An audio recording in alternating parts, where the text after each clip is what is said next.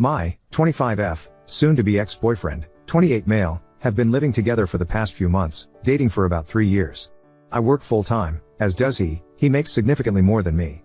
Probably close to 3x more than I do, but I honestly couldn't tell you exactly how much he makes because he's very dodgy about his income. We split our bills, he pays about 60%, which is honestly still a bit tight for me, but I have been making it work, and I have no savings. When we moved in together, we each had our own belongings that we were bringing.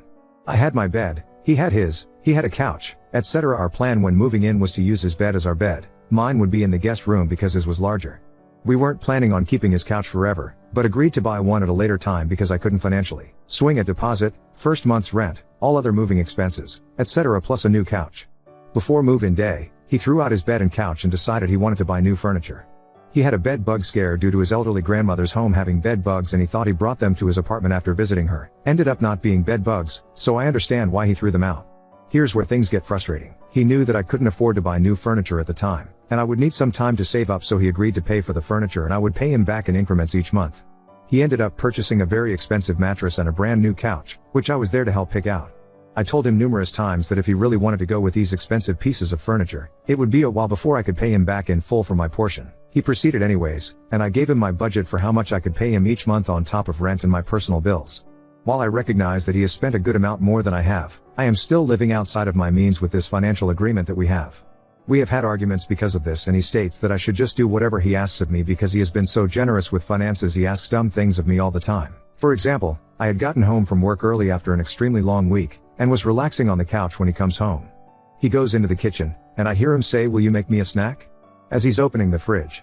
I get irritated, because I had just gotten home and wanted to relax, and didn't understand why he couldn't make his own snack as he was standing with his head in the fridge already, so I said no. He gets extremely upset. This turns into a massive argument about how he is completely financially supporting me and I'm just not grateful for it at all, and all he's asking is that I be nice to him. I explained to him that I'm not going to do everything he asks of me simply because he can afford more than I can. I told him that it was unfair for him to use my financial situation as a control tactic. He went on to tell me that I am simply not equal to him because I am a woman and he is a man. This is a wild take, emo, and I should just listen to him and not have an attitude when he asks me to do things. This set me off. I told him that I cannot do it anymore and I would like to move out. He has told me multiple times that he can afford to live here without me, so I figured it wouldn't be an issue. There are other things that led to me calling it quits, like frequent boundary crossing, rude name calling from him, and him being borderline abusive physically. He likes to playfully pin me on the floor, bite, grab, immobilize me, etc. He calls it being playful, but it seriously makes me angry and I have made it very clear to him. Now, I am essentially holed up in our guest bedroom, looking for a way out because I have no savings and living with him has drained my financial resources. I know that the longer I stay here, I will just continue to dig myself deeper in the hole financially. I have family, but they are hours away in a different state, and I cannot leave my job without notice. I've been looking for places in this area that I can afford, but it's an odd time of year to rent and there aren't many places available. I just don't know how to get out before I lose my mind. Any and all advice is welcome. Update 1. It's 2 days later and I have officially moved out of state. To all those saying he is physically and financially abusive, you are correct. The night after I posted this, he came into the spare bedroom where I was sleeping and woke me up at 1 o'clock in the morning. He grabbed my phone out of the bed, and stormed off with it. I followed him and tried for a few minutes to get my phone back from him. I eventually got it back, and he followed me back downstairs, then upstairs, then back downstairs. He followed me around, grabbing me by my wrists, attempting to pin me onto the floor or the bed. He would pick me up and try to carry me outside of the house as I was yelling at him to stop and just let me go back to sleep. He followed me downstairs where I was getting back in bed to go back to sleep because it was the middle of the night. He jumped in the bed with me after undressing himself and wrapped his arms and legs around me, immobilizing me, and then proceeded to try to bite me. I did poke him in the eye by accident, while trying to shove him off of me. I was swinging my arms at him as much as I could while being pinned down by his arms, legs and entire body weight. He didn't stop until I screamed at him that I wanted nothing to do with him and to leave me the F/CK alone. At this point, he becomes furious, gets up and says that if that's how I feel, then I can just get the F/CK out right now. He then goes to the closet with my clothes hanging in them and tries to pull my clothes out of the closet. I go to stop him, pulling his arm out of the hangers, and he stumbles back, running into the closet door. He continues to shout about how I can get the F/CK out and find somewhere else to stay, or go to a hotel. I broke down sobbing, just completely drained, mentally and physically, after going around for about an hour trying to get him to leave me alone. I end up calling my mom a little after 2 a.m., sobbing, and telling her that I need to come home and I need help. I tell her what's going on, as he, my ex, is still standing over me in the guest bedroom, I'm sitting in the bed and he is standing next to the bed just watching me. As soon as he realizes that I am talking with my mom, he switches up really quick and says to my mother, "I'm really sorry you're dealing with this. She is going through nicotine withdrawal and is treating me like shit." I started yelling at him through my sobbing, with my mother still on the phone, telling him to leave me the f/ck alone, to go away and let me go to sleep, etc. He begins recording me on his phone at some point. This goes on for a bit. I have my mom on the phone with me and my ex is just standing in the guest room next to me while I'm sobbing in the bed.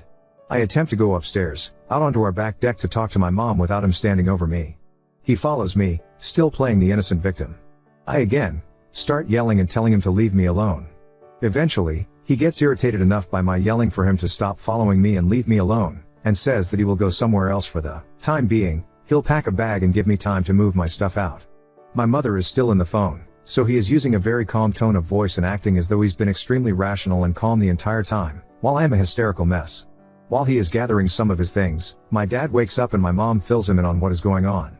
My dad immediately said he is going to call the police. My ex overheard this, looked at me and just said that's crazy and walked out about 20 minutes later, after throwing his house key at me. My parents did call the police. They showed up probably 10 to 15 minutes after my ex left the house. I spoke with the police about what was going on, and they informed me that my ex had called them before my parents even had. He called the police immediately after he overheard my dad saying he was going to call the police. He also told the police that I attacked him. I hit him several times in the face, open and closed-handed. He told the police that I punched him in the face. I had a red mark on my wrist from my ex grabbing me that I showed the officer, and he said that there wasn't anything there that he could see and there was no legitimate reason for them to remove either of us from the home. The officer told me that my ex could return to the home if he wished to, and that we would just have to not interact with each other. There would be an affidavit submitted to the court with each of our statements and they will determine if charges will be filed against either of us. The officer left, and returned with a domestic violence resource pamphlet, and asked me to give him the key that my ex had thrown at me before leaving the home. I complied, and the officer told me that my ex had been sitting just down the street from our house, and would be returning in about 30 seconds but that I need to stay on the guest bedroom level, and my ex needs to stay on the top level and we need to not interact with each other at all. I agree to do that. My ex returns, I am back in bed downstairs, still on the phone with my mom after several hours. My parents decided that they were going to come get me, so they got on the road during my conversation with the police officers. I remain on the phone with my mom all night, attempting to sleep but only being able to doze for a few minutes at a time before waking again. In the morning, my ex comes walking downstairs on the level that is supposed to be off limits to him, per our agreement with the officer. I overhear him on the phone with a reporting center for reporter abuse of adults or children. He gives them my name and information, and I also overhear him say my sister's name and something about violence in that family. About 20 minutes later, he comes downstairs again as I'm packing my things. I tell him he needs to go back upstairs and leave me alone. He just says I will. Just so you are aware, I'm having a PFA filed against you, so I need to know when your parents will be here so I can let my attorney know, protection from abuse order. I ignore him, and he walks back upstairs. I go on with packing my things, and some time later he comes back downstairs. I am in the guest bedroom changing, and he pushes the door open. It wasn't completely latched, he was not supposed to be down there, and starts asking me again when I am leaving. I tell him to get the fuck out. He can see that I am changing, and stop coming downstairs. He then says I need to know what date you'll be leaving so I can file the PFA. Once I file it, you can't be here. I said okay, great. He walks back upstairs. My mom and dad start talking about how what he is doing is an intimidation tactic, and I'm just questioning why he's claiming he is so afraid of me that he needs a protection order, but he's not afraid of coming downstairs and trying to talk to me multiple times, walking around for no reason on speakerphone with the reporting center. The whole situation just felt like he was baiting me. My parents eventually showed up. They called the police ahead of time and asked that an officer meet them at the house because my ex was still there, with free range of the house while I was still holed up in the basement bedroom. My ex, of course, spoke with the officer when he arrived, and appeared calm, stating that he will go elsewhere while we do what we need to do to get my stuff moved out. He stated all he asks is that we just lock up after we leave. The officer stays outside the home while we move all of my belongings. He ends up staying for probably close to 2 hours. After packing all of my things, I tell the officer that the home is locked, the key is left by the door, and I will be returning to my home state. I went to my office building. I had spoken with my supervisor early that morning so she was aware of what was happening. I met with her, and she informed me that they understood me having to leave so abruptly and they would be paying out all of my sick leave and PTO to cover me for the next 4 weeks and that if at any point I wanted to return, they would reserve my position. I thanked her, and apologized profusely about the situation. I feel so horrible about leaving a position with no notice at all, and one that has been a really fantastic job that I saw myself staying at long term and was so generous and understanding about my situation. I am now back in my home state, with my parents and siblings, and I feel like I am living in a fever dream. None of it feels real at the moment. This is possible the worst 24 to 48 hours I've ever experienced. I am not looking forward to what my life will look like if I have to go to court over this, if my ex actually files for a PFA and or his statement leads the courts to believe that charges need to be filed on me. I don't know what is going to happen next, but I am out and I am safe. Now on to second story. Rejected a pushy mom's demand to include her son in our adult-only D&D game, almost causing a store incident and losing a great kid player. I run 2 D&D games. One I run at a local game shop. It is family friendly and I welcome anyone who can behave and take a shower. Second game is run at my house with me and my 4 oldest friends. We get drunk and screw around in the campaign.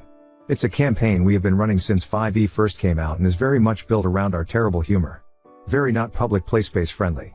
New player is a nice 9-year-old kid named Simon.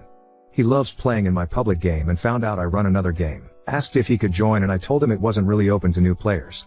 He was cool about it. Simon is a good kid. Simon's mom found out later when she picked him up and tried to force him into my other game.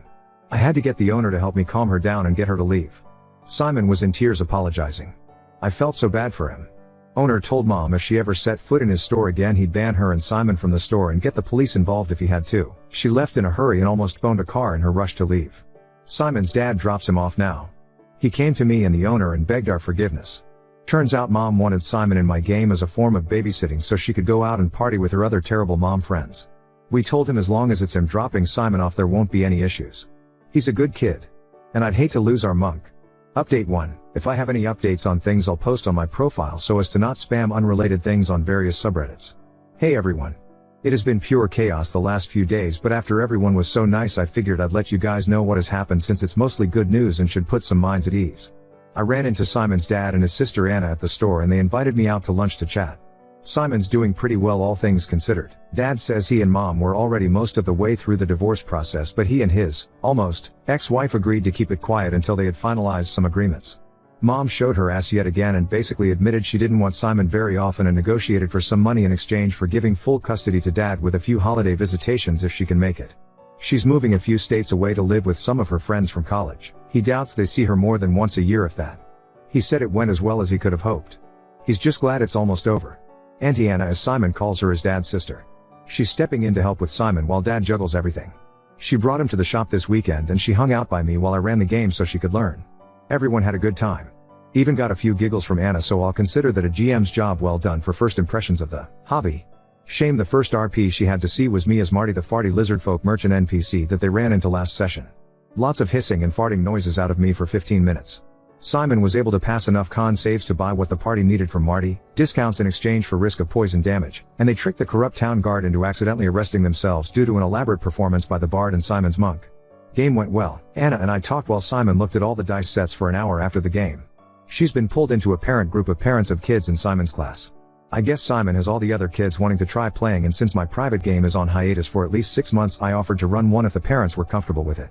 I end up getting added to the group chat and Anna's house is where we're gaming. Next day Anna and I met up for lunch and I helped her put together a gaming space in her living room.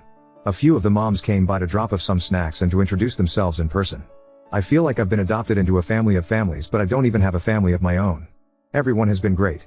I'm so glad Simon is surrounded by these people and not people like his mom. The kids were all very well behaved. Anna and I were a bit nervous being the chaperones for a bunch of kids, but Simon's friends are great. They all had a blast making characters and doing the test encounters I had for them. There's a girl that made certain she was always seated next to Simon and barely takes her eyes off him. She has a huge crush on him, but don't think he even realizes what's going on. It's adorable. Parents were all happy with game night, and honestly I liked running for all kids way more than I had expected. Anna and I agreed we were fine with doing this regularly, so now Anna and I are the game masters to everyone. Also, I'm now Uncle Caleb to Simon. Not sure what I did to earn the title, and I definitely didn't get emotional when he called me that. So that's about it. I still run 2 games. I've been adopted by a 9-year-old. And I've taken over Anna's living room with minis and battle mats. Simon is an incredible little dude and I'm glad to have met him and his amazing family, one parent excluded. It's been a week. I've known this woman for about a week and I've already fallen hard. Infatuation levels are all set to max. She's incredible. Gonna be spending a lot of time with her for a few weeks, and I and a lot of folks we know are saying I should ask her out. I'm going to. I just want to let us get through this busy point and take a bit of time to get to know her more. First, before I do that, I'm just going to update here if I have any good news to share at some point. Update 2. Hello everyone. While this is an update originating from a post on RP Horror Stories, there isn't much of a horror story anymore. Just some updates on my situation and the people in my life. I wasn't expecting as much interest after the initial drama, but I've also been made aware just how much of a dense goober I am, partially thanks to folks on Reddit pointing some things out. My nephew Simon is the coolest little dude in the universe. His interest in board games is starting to really take off ever since Anna brought him over to my place and he saw my shelf of games. He absolutely loves Ticket to Ride. I gave it to him and he wants to play it next game night. The public game party is now chasing the big bad through a few portals leading to a chronomancer's domain in the stomach of a kraken. So that should be fun. Simon has expressed interest in learning to DM. I'll teach him everything I know. I would gladly play in any campaign that boy runs. He said he has some ideas and I intend to help him make those into dice-based reality. As for how he's handling the situation with his mom, Simon is doing well, but he struggles. He's very clingy toward Drew. I'm betting this is normal for kids in Simon's situation. Simon has Drew, Anna, and a good head on his shoulders. He'll be fine. Drew and Simon spend a lot of their time together just doing little projects. They're currently putting together a puzzle while watching Simon's shows. Drew told me this was a once-a-month thing due to his work schedule. Now it's several times a week and they both love it. Drew did need a little time to decompress from dad mode, so one night he and I went out to a bar for a few drinks. He told me about his plans to take Simon out of town on a father-son trip. Simon's just excited the hotel has a pool. Drew says he doesn't plan to date or do anything anytime soon. The ink's still dry on the divorce papers. I think single dad is what I want to be right now. He wants to focus on Simon and figuring out what life looks like for them going forward. As for Anna, she was initially busy balancing work, Simon, game nights, and a bunch of other responsibilities since she stepped up to help Drew. Things stabilized a lot faster than anyone expected, with the divorce resolving smoothly and Simon being the easiest child in the world to take care of. Now that Drew is using vacation time, she has had a bit more free time until he goes back to full-time work. So she's been catching up on some of her hobbies like baking and playing games on her Switch. I had to come over and run the cables to hook it up to her TV because she couldn't reach. She also needed my help setting up her Wi-Fi when she got a new router. And she has had multiple issues with her laptop that I've had to resolve for her. That woman is brilliant in every other regard, but truly clueless when it comes to tech. But I was paid for my ticket resolutions and homemade meals. So I'll call it even. The more time I spent with Anna, the more confident I got that asking her out was the right call. So I asked her out and she said yes. Unfortunately, Anna gets migraines semi-regularly and one hit her just before our date. I came over and she was visibly miserable but trying to convince me it was okay and we'd still go out. I practically had to order her to go get into bed. Got her migraine pills and some water for her. Blacked out the curtains and told her to call if she needed anything. She called me a few hours later asking for something to eat because she was feeling better, so I got her some dinner and ate with her. She kept trying to apologize, but I told her to make it up to me with another date next day. Which we were able to actually go on. It was a fantastic night. Had some amazing food and walked around town and talked. Then went back to drop her off and we sat out in my car for another hour and talked. The last thing she said before getting out and running in was, "You're my boyfriend now, by the way," before shutting the door. I had no intention to argue even if she'd left me time to. Since then we've gone on a few more dates with our free time and we're both really happy with how things are going. It turns out Anna was a few days away from asking me out herself if I didn't make a move. She also hasn't stopped teasing me about Marty and his farts. And I told her about the werewolf Pierre Wolf I'm using soon and she won't stop patting my head and calling me the good boy. I'm not giving her character previews anymore. I guess that's it. In the last few weeks my life has changed so drastically it's insane. This may be strange to say, but thank you for sharing in this internet sharing circle thing that this became for me. Update 3. Posting here too since TifuBot said I was asking for advice? Not sure there. Got to vent my embarrassment somehow. I've been putting off clearing out my old storage unit for a year now. Asked my girlfriend if she'd help me clean it out and I'd take her to lunch after. I hadn't looked in some of these boxes in the years I've had them since high school, but for some reason was confident I had thrown anything too embarrassing out years ago. Well, I was taking a box back to the car when I hear my girlfriend start cackling. I come back and she is holding up a bag of personal time reading material I had from when I was in high school and had to take trips to a family cabin with no internet for weeks at a time. I was a teenager, don't judge me too much. She's laughing so hard she was crying and my face was burning so hot I could have cooked an egg on it. She spent lunch snickering and making fun of me. And she made sure to point out how similar many of those girls looked to her. I then had to explain that 15-year-old me would have high-fived me until his arm fell off if he knew you were who he'd get to date in 20 years. I however would not have trusted that hand. I know where it has been.